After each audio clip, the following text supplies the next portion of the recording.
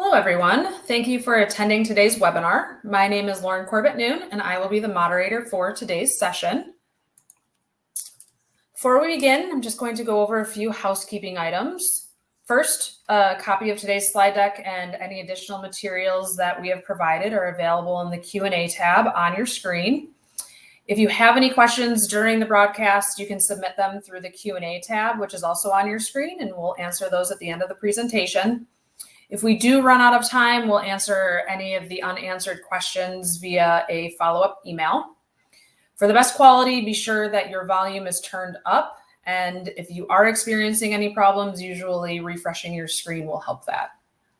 An on-demand version of the webinar will be available about 2 hours after we wrap up today. And you will receive an email notifying you that the recording is available, or you can access it using the same link that you received in your email when you registered. So to introduce our presenters for today, Noel Russ is a consultant and he leads Antea Group's Incident Management or AIM services. He is a highly experienced certified hazardous materials manager and has 33 years of experience in the environmental industry. Marshall Stodgebird is a consultant and is Antea Group's geospatial and business intelligence lead. His education background is in wildfire meteorology, and Marshall has a decade of experience in weather research and operations.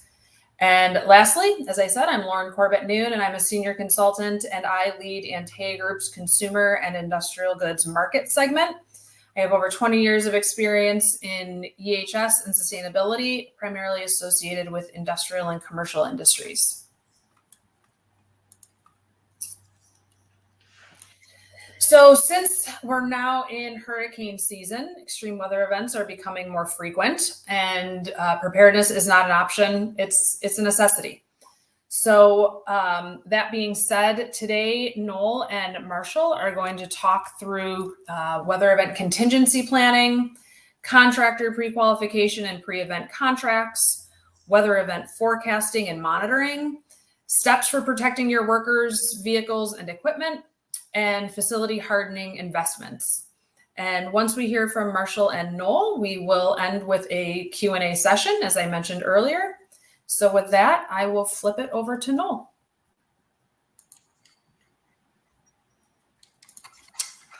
Hi, everybody. Thanks so much for joining us today. I want to begin by talking about the foundation of any preparedness program, which is contingency planning.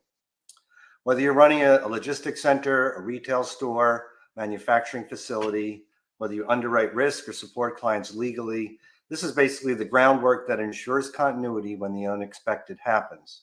And we're going to cover some of the high points that make contingency planning effective. Next slide, please. So let's start with some basics. Do you have the right written plans in place? This includes emergency response plans, business continuity plans, evacuation procedures, IT and data recovery plans, and even supply chain disruption plans.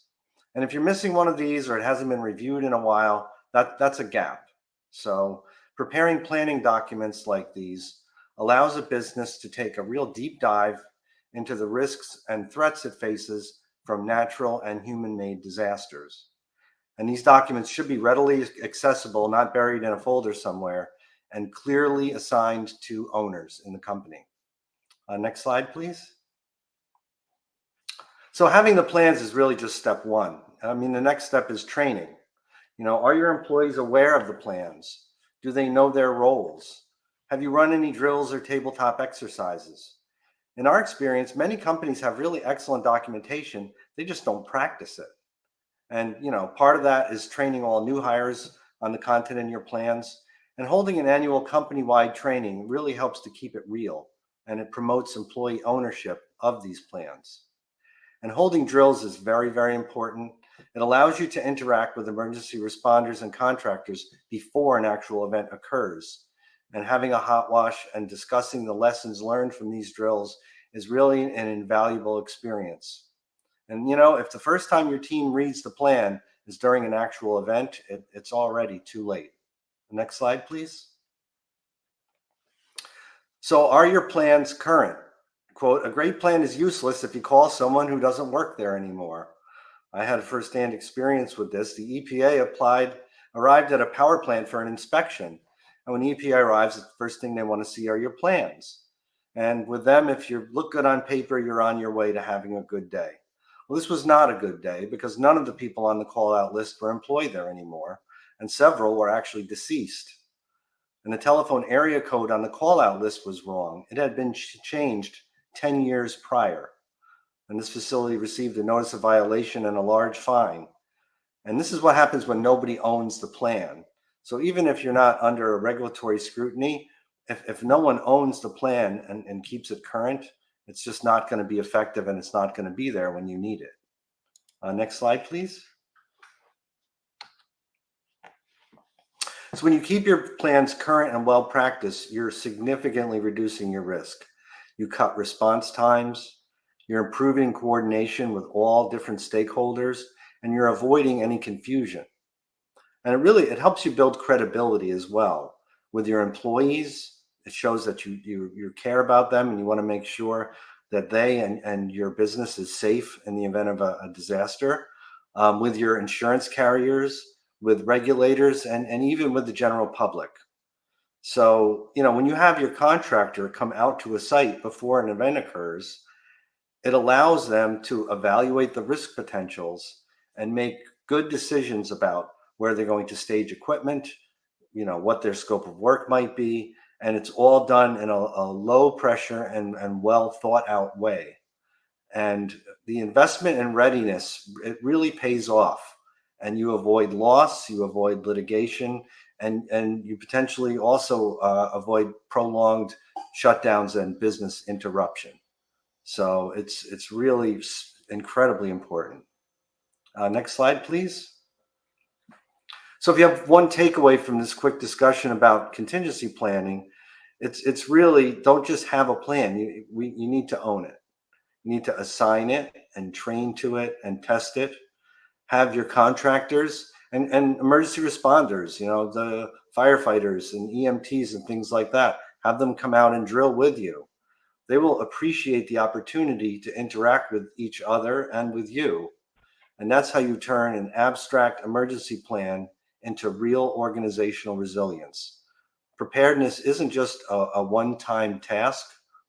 It's a process of continuous ownership and improvement. Next slide, please. So now we're going to talk about contractor pre-qualification. Next slide, please.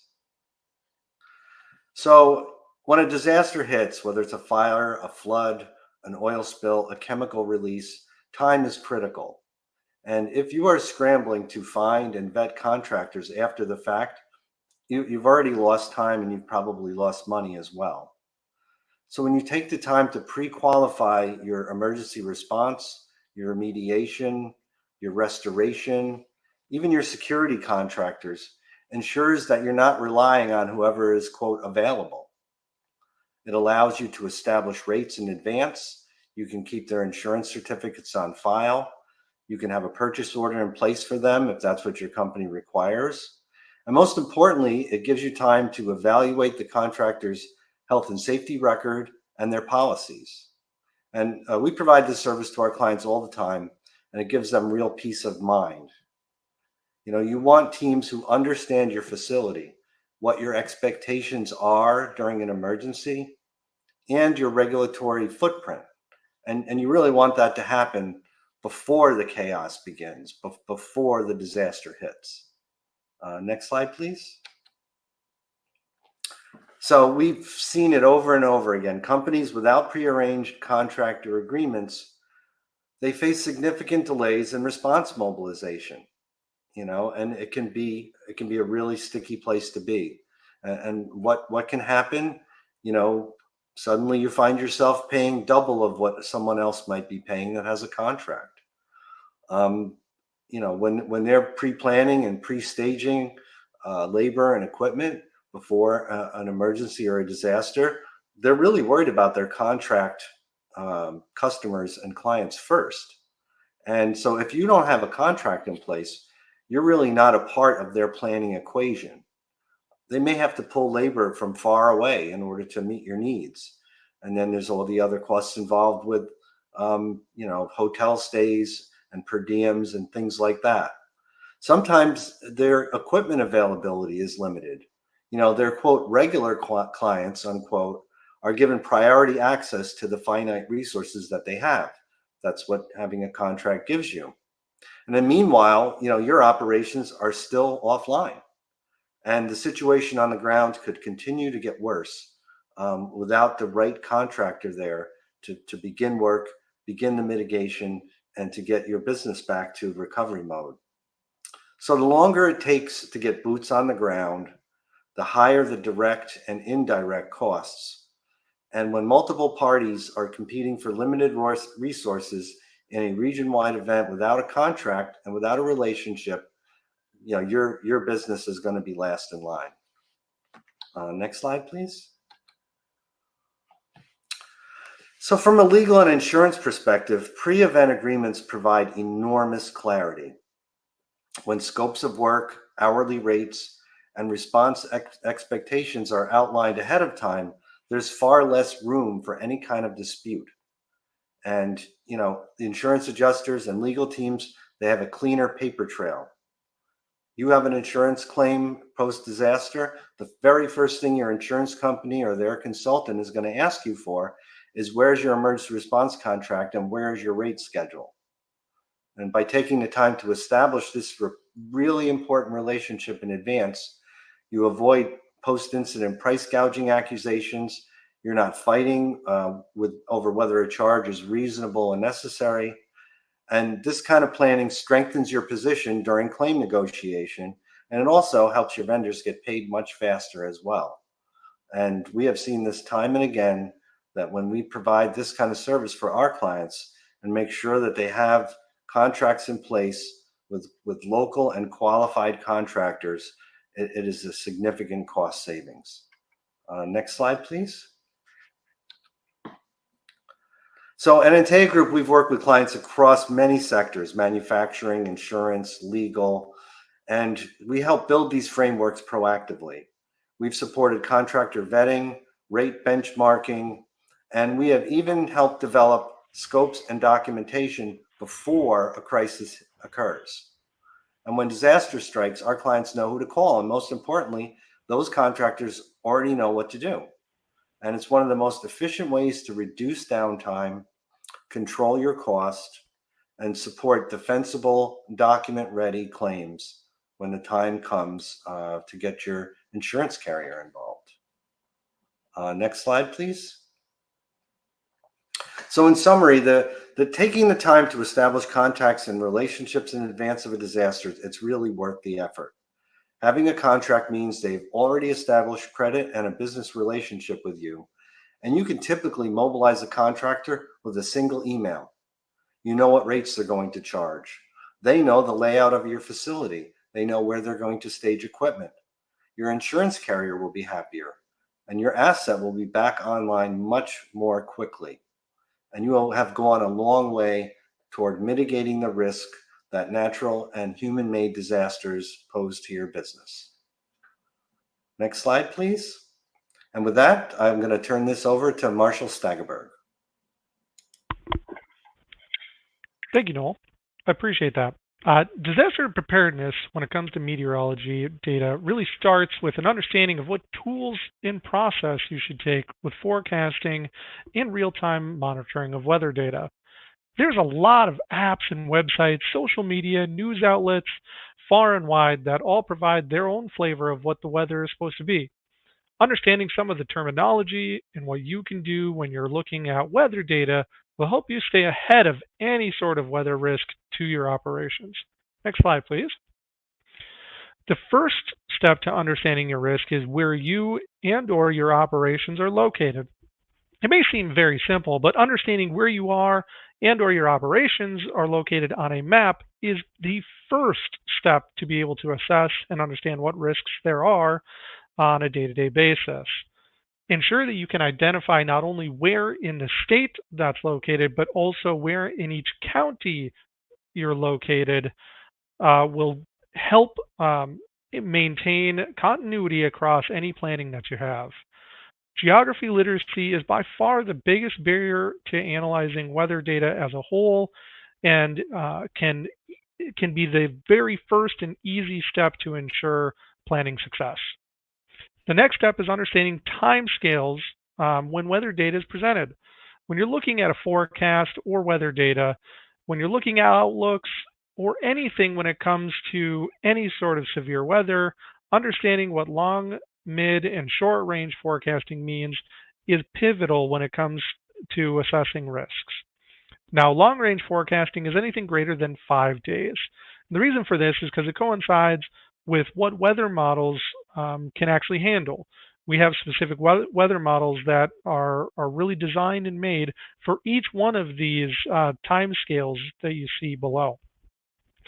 Now, long range forecasting, although it can go out to as much as 15 to 30 days out, it can provide very little detail overall when it comes to a forecast.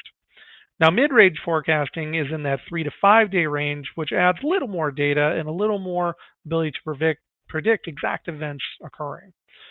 And then taking a look at short-range forecasting in that 1 to 2 day range, that is where a lot more details are seen and a lot more precision in forecasts can be made. Next slide, please. Adding to the timescales associated with weather data is how to analyze that data as a whole. When analyzing long-range forecasts, look at the trends of the forecast more than the actual outcome. For example, if forecasts are predicting a hurricane occurring 10 days out, keep an eye on how much that track changes or how much the intensity of that hurricane or rain is changing from each individual forecast. In this example, it would help you identify how well the models are actually handling the event and what you can expect moving forward. When looking at mid-range forecasts, combine that trend that you saw with the long-range forecasting with some of the details now that are unfolding in mid-range forecasts. In the hurricane example, take the trend that was noticed in long-range forecasts and now start to look at some of the details. Where is the most intense wind? Where is the most likely location for the eye to make landfall? Look at how those are shifting with each individual forecast. As we get closer to short-range forecasts, you'll be able to see, the forecast changes be a lot less as we start to nail down the event. With the hurricane example, we now can start to see, where maximum storm surge is going to be, where potential flooding and risks to extreme wind are going to occur, and again, where that eye is going to make landfall. Then when looking at real time, we need to start comparing how things are shaping up during the event. Look at short range forecasting, look at the trend of that forecasting and what you're seeing in real time. Compare all of these things together in order to prepare yourself when looking at weather forecasts and data. Next slide, please. As extreme weather events are impacting personnel and assets more, having access to reliable forecasting tools is absolutely critical. Starting with hurricanes, the National Hurricane Center provides highly detailed, trackable forecasts many days in advance. This allows organization in coastal regions to make decisions about schedules, facility shutdowns, and maybe even potential evacuations. For floods, consider the National Water Prediction Center, which will provide predictive data and analysis for rivers, lakes, and coastal tides and surge. This is especially valuable for facilities near a coast or floodplain in assessing risks due to rising water. Now, when it comes to severe weather and wildfires, the Storm Prediction Center provides daily risks associated with these. The Storm Prediction Center provides a lot of data and tools to identify risks associated with severe weather, wildfires, and smoke. Alongside these tools, you can use AirNow as far as real-time monitoring and forecasting of particulate matter and smoke that may be in the area. These resources can help inform outdoor work restrictions, shelter-in-place guidance, and or even as small as HVAC shutdowns and or updates that may be required. Regardless of the hazard, the value of real-time intelligence cannot be overstated. The earlier you act, the more options you have, whether that's moving people, securing assets, or even triggering remote operation protocols to ensure safety. Having a system in place to interpret these alerts and tie them to specific actions in your response plans that Noel talked about is absolutely key. Next slide. First and foremost, workers. Your emergency response plan should clearly identify when shelter in place is appropriate and when evacuation is required. You are the most important asset to any organization. Then take a look at a tiered decision approach that depends on hazard type, timing, and maybe infrastructure changes. Make sure employees know what the plan is and practice it. As Noel said, a lack of familiarity with a plan and action is the leading cause of chaos during actual emergencies. Secondly, think about thresholds for action with equipment and vehicles. We've seen major losses in recent years from assets being left in emergency times. That includes anything from fleet vehicles to tanks, mobile generators, and even heavy machinery. A best practice is to stage critical equipment at safer locations in advance of an event, or make sure that you have backup options in other regions that can be deployed readily. Insurance data shows a sharp increase in claims tied to unsecured or preventable losses. This is low-hanging fruit in risk mitigation. Pre-storm checklists and staging protocols can drastically reduce damage and downtime and ensure that these checklists and protocols in place are practiced in coordination with all departments and business units that may be impacted. As Noel said, you need to practice these to ensure that when an actual emergency occurs, everyone understands their role and responsibilities in the time of need. Next slide, please. Now, facility hardening is where proactive investments meet long-term savings. The goal is to reduce the physical vulnerability of your facility to wind, water, and fire. The easiest step in reducing risk of flooding is ensuring site and building drainage systems are clear of debris. This is by far the easiest step. For hurricanes and floods, actions that can be taken during an event or before an event to reduce risk may include reinforced doors and windows, flood barriers, elevating critical equipment like electric panels and or air compressors. In some cases, permanent sump pumps or even waterproof coatings may be appropriate. Anything to protect yourself from water that could potentially come in.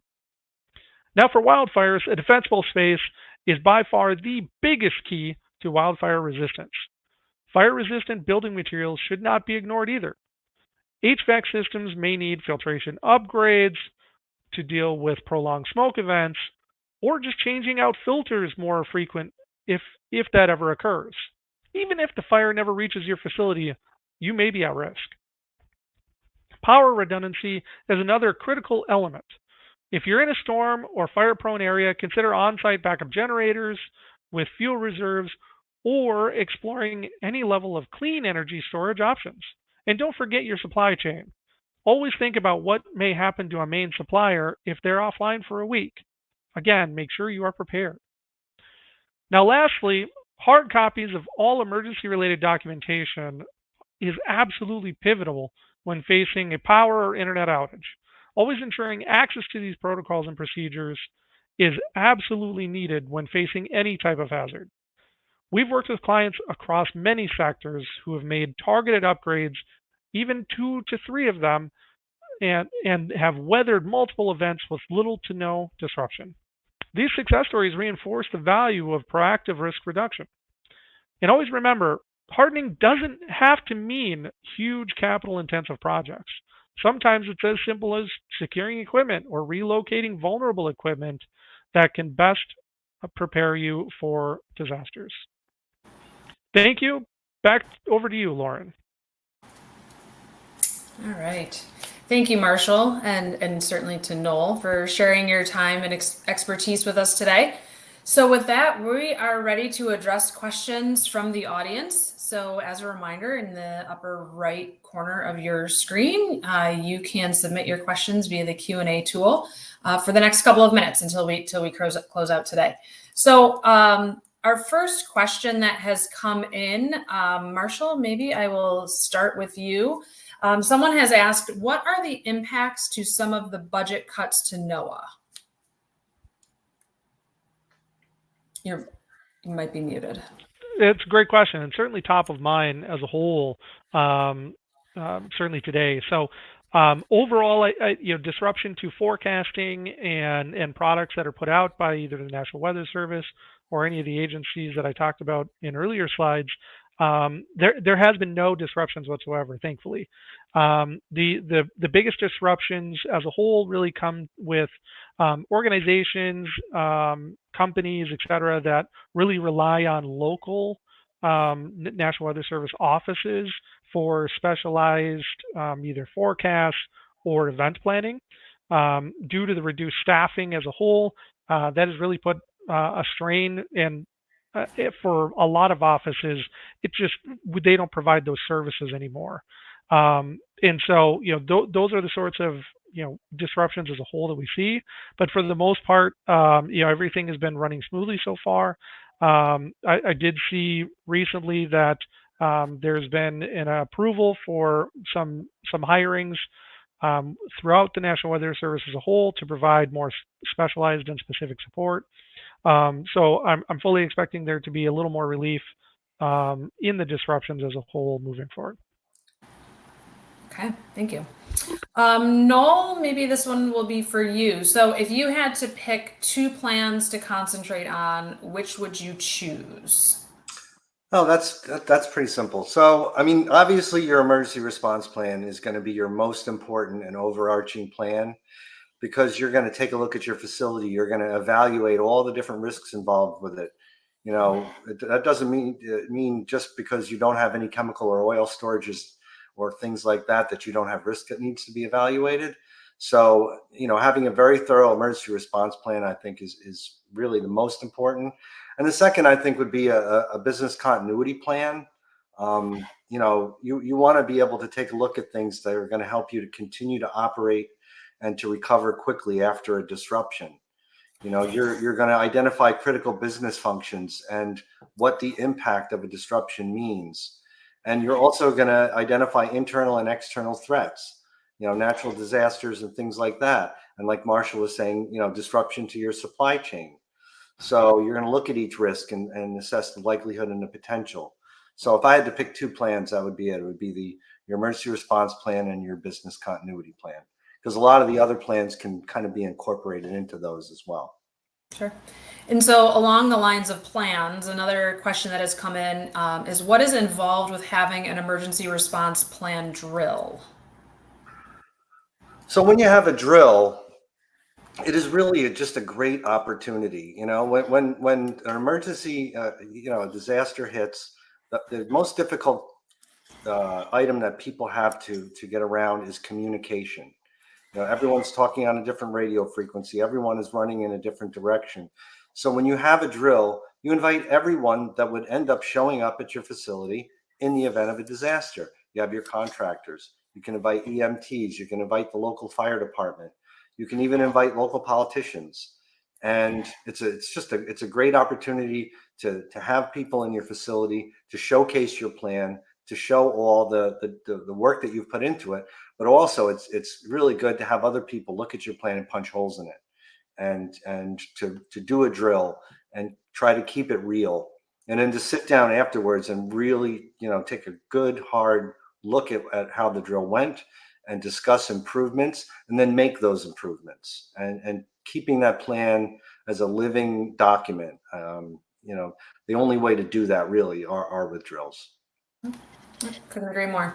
So with less than a minute left, I'd like to say thank you again to Noel and Marshall for taking the time and sharing your expertise with us today.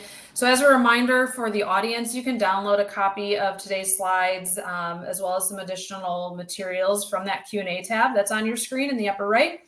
As I mentioned earlier, today's session will be available within about 2 hours, and you'll receive an email with a link to access the recording. We'd also like to invite you to join us next month for a follow-up on what was presented today. So in July, we're going to be having a webinar which focuses on disaster recovery and what to do after a disaster occurs. So you can find a link to register for that webinar in the handouts section or tab, also at the top right of your screen. And then lastly, there's a survey that will pop up after we close our broadcast. We do ask that you fill that out and give us some feedback so that our future webinars can better serve your needs. And I'd like to thank you all again for joining us. We hope you found this information useful. So everyone stay healthy and safe and have a great rest of the day. Take care, everyone.